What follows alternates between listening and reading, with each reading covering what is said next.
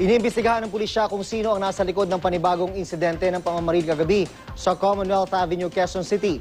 Isang lalaki ang patay at hindi patukoy ang kanyang pagkakakilanlan. Ang may balita ni Haji Rieta.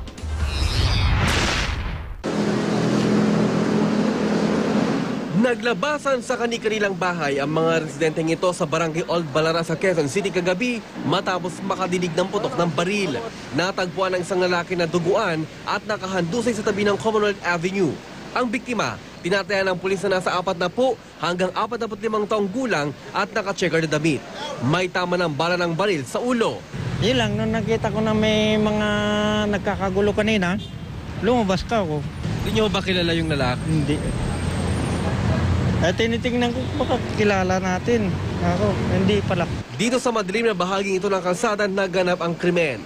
Narinig naman ng lalaking ito ang putok ng baril na siyang gumising sa kanya. Habang natutulog ako, nung may biglang pumutok, doon ako nagising. Tapos, nakita ko tumakbo na lang doon yung tao.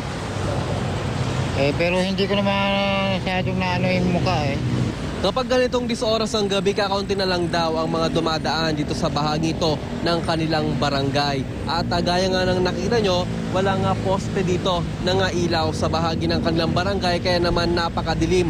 At isa nga ito sa mga pinaniniwala ng mga nakatira dito na dahilan kung bakit na dito naganap ang pamamaril kung saan namatay ang isang lalaki. Inaalam naman ng mga pulis kung anong klaseng baril ang ginamit at kung motorcycle riding criminals ang nasa likod ng krimen. Haji Rieta, GMA News.